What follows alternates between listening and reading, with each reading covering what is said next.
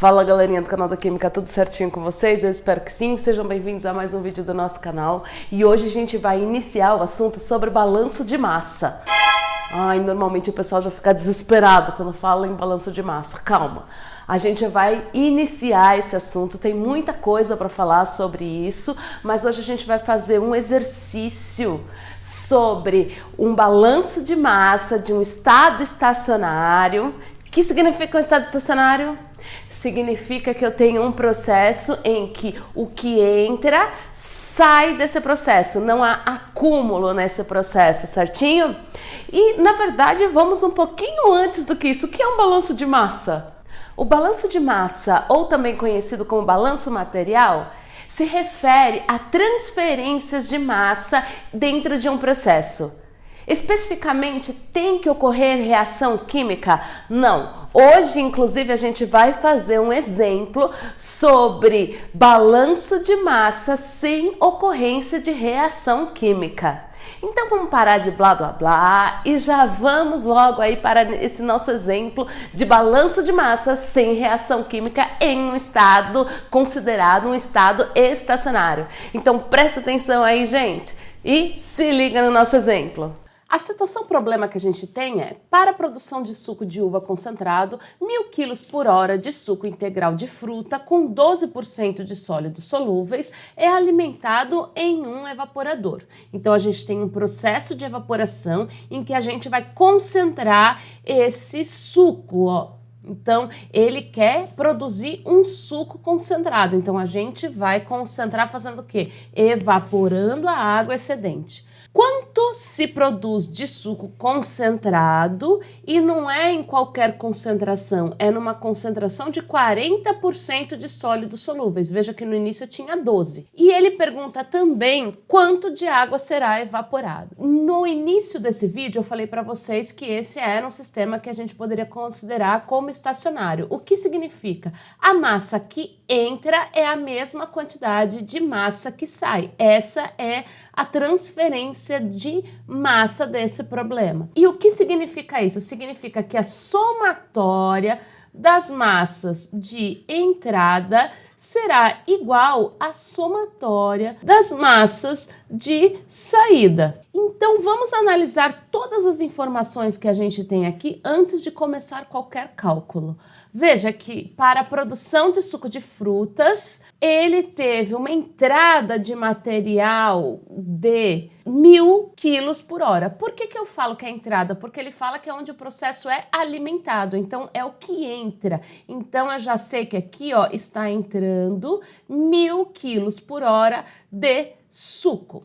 Sendo que ele tem 12% de sólidos solúveis. Veja que eu estou evaporando, né, uma água excedente. Então, se eu tinha 12% de sólido solúvel, eu também aqui vou ter o restante do quê? De água, que é o que eu quero evaporar. Eu só tenho um sistema formado por dois componentes, que é o sólido e a água. O que falta para 100% é 88%, que é composto de água. Ele fala que ao final eu quero chegar, então depois do processo de evaporação, eu quero chegar também com um suco que contenha 40% de sólido.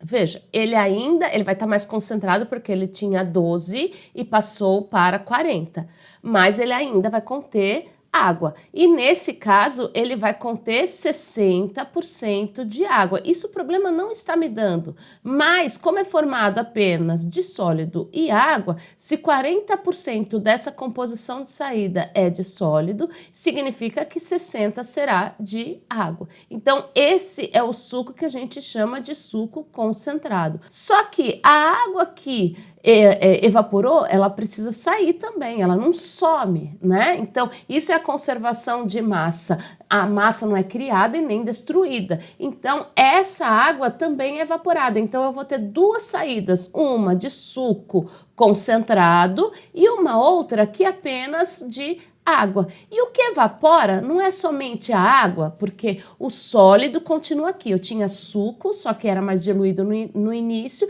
e tinha um suco no final mais concentrado. O que sai é apenas a água. Então, daquilo que está sendo evaporado, se é apenas água, significa que isso que está sendo evaporado é 100% água, certo? Isso daqui é só o início do nosso problema. Para que a gente faça uma boa interpretação do texto, isso é imprescindível quando a gente vai resolver esse tipo de problema. Então, se a base, o conceito básico para resolver um problema de balanço de massa é que há conservação de massa, e nesse caso a gente sabe que a gente vai considerar um sistema estacionário, então a massa de entrada é igual à massa de saída, é daqui que a gente parte para poder resolver qualquer problema como esse.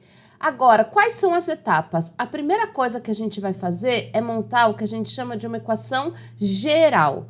Para isso, o suco que estava diluído, ou seja, com uma porcentagem pequena de sólido, eu vou chamar aqui de A. O suco concentrado aqui no final, então percebam que aqui ele tem uma porcentagem maior de sólido, eu vou chamar de B. E a quantidade de água evaporada aqui eu vou chamar de C.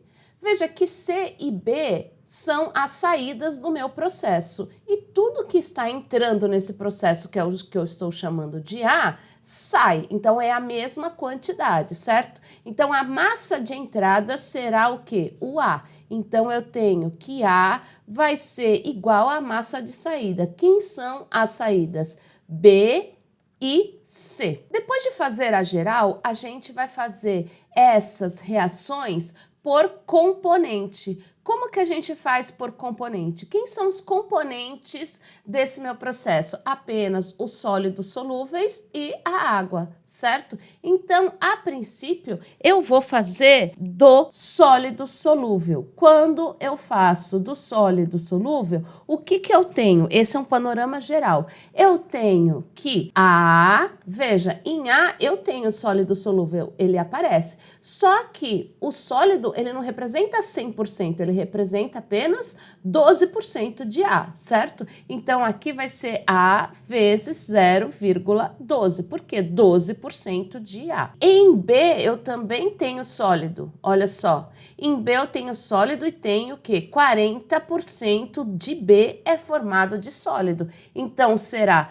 B vezes 0,40. E em C, eu tenho sólido? Não, eu não tenho sólido. Então, se eu não tenho sólido em C, e eu tô fazendo aqui, ó, apenas para o sólido. Isso quer dizer que C será 0, porque eu não tenho sólido em C, apenas água. Fiz para o sólido. Vou fazer para o outro componente aqui, que é a água. Vou fazer sempre isso por componentes, porque pode ser que em alguns momentos você já tenha uma resposta direta, pode ser que não. Então, eu vou montar todos os componentes aqui para que você consiga ter um panorama geral desse tipo de problema. Em A, eu tenho água? Sim, eu tenho água e está representando 88% da composição de A. Então, eu vou ter 88% da composição de A sendo formada por água.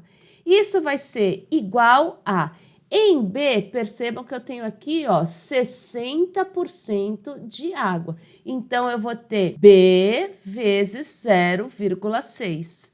Em C, eu tenho 100% da minha composição formada por água, ou seja, tudo que sai em C é água.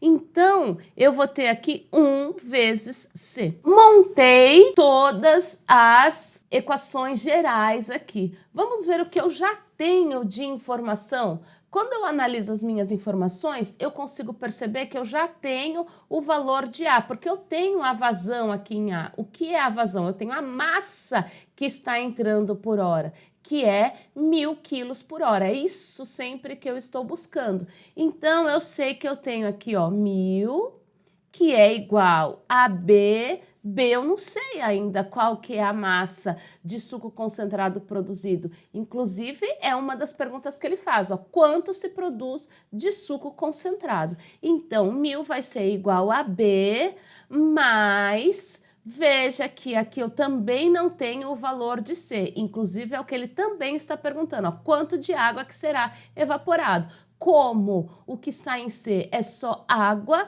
então toda a água evaporada está sendo representada aqui por C. Então, o que eu tenho por enquanto é que 1000 é igual a B mais C, certo? Aqui no sólido, eu também consigo já substituir A, porque em A está entrando 1000 quilos por hora. Só que eu não tenho 1000 quilos sendo formado pelo sólido. Desses 1000 quilos, apenas 12% é representado por sólido. É por isso que eu preciso aqui fazer por componente.